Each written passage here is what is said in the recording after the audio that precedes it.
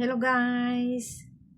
How are you today? It's me Ate Enero and welcome back po sa aking YouTube channel and magandang araw po sa inyo, magandang buhay. Mag-i-skincare po tayo. Magre-review po tayo ng product from Thailand na ginamit ko dito sa aking melasma. As you can see, bagong hilamos, kaya mag-intro mo po muna tayo. Tara, let's go!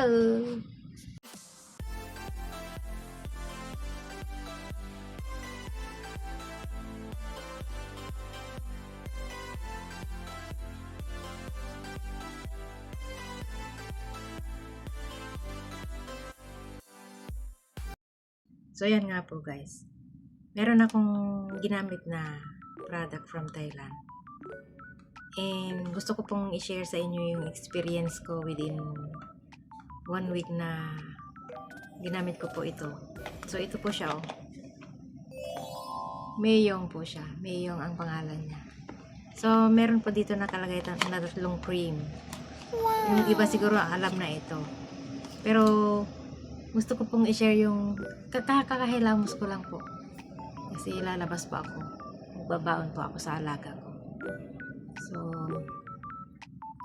ayan. May tatlo po siyang cream. Ito yung sunblock cream po ito, pink. As you can see, pink po siya. And then, meron pa. Ito naman po yung green. Ito yung ano niya, moisturizer. Ito yung super whitening, extra whitening, and facelift cream. Ito yung seaweed extract. Tapos, ito po yung night cream niya, blue. Ito yung melasma cream. Gabi lang po siya gagamitin. Pagka sa gabi, pag natapos mo na siyang nagamit, itong uunahin mo. Tapos, isusunod mo ang ano niya, moisturizer niya. Ito maraming trabaho ito. Tapos, pwede ka rin mag-toner kung gusto mo, pero yung mga light toner lang, huwag na yung mga rejuvenating toner kasi ito kasi nagre-rejuve siya, micro-peeling. Tapos, pag sa tanghali naman po, kagaya nito, araw, lalabas ka, after ka naghilamos ng umaga, okay na rin yung huwag ka nang mag-toner. Ito na lang po ang gamitin yung green, kasi moisturizer nga. Tapos, sunod mo yung sunblock niya. So, ito po ang effect niya. Naglagay na ako kanina. Kaya lang, bago tayo aalis, naghilamos muna ako kasi gusto kong palitan.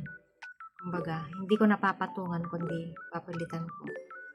So, as you can see, 1 week pa lang po, may pagbabago. Pero, meron pa rin. May natira pa. Sabi nga ng friend ko, natapos mo na yung isang set? Sabi niya, hindi. Sabi ko naman, hindi. Sabi niya, matipid ka. Sabi niya, gano'n.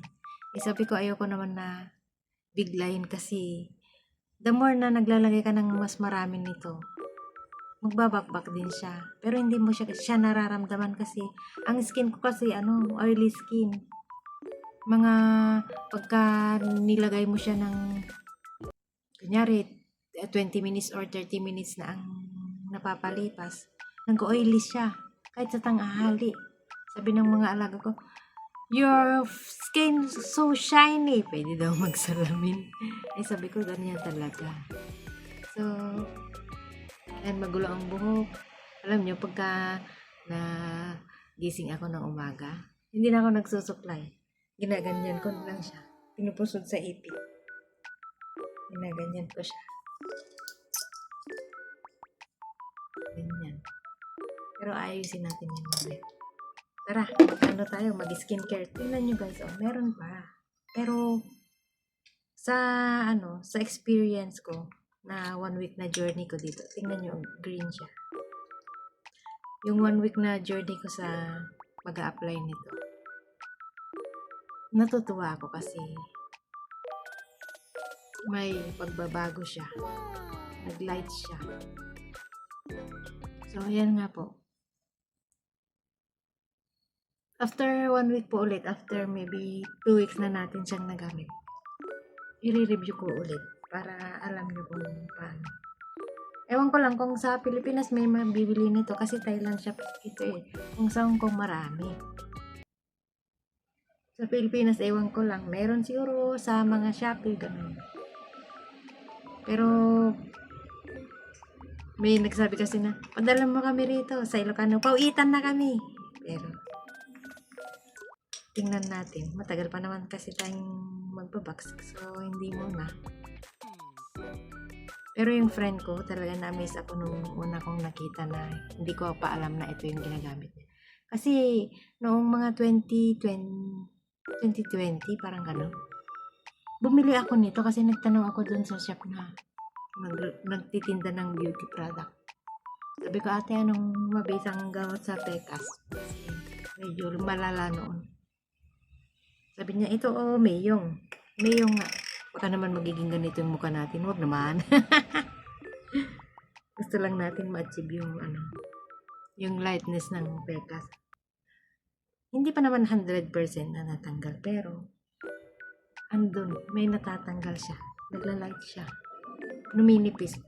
Di ba dati dark na dark yung kulay ng Pekas. Ngayon light. Nag-light siya. Kaya, sabi ng friend ko, tiyaga-tiyaga lang daw. Eh, siya naman, sabi niya, nagtataka siya sa akin kasi matipid daw ako.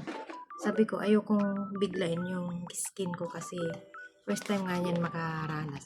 Noong 2020, bumili ako ng ganyan. Kasi sabi nung nagtitinda dun sa Philippine shop ng beauty product. Ito, subukan mo Mayong. Eh, nung unang panahon, hindi pa ako marunong mag-Google Translate. May translate pala ang mga ang nakasulat dyan Thailand.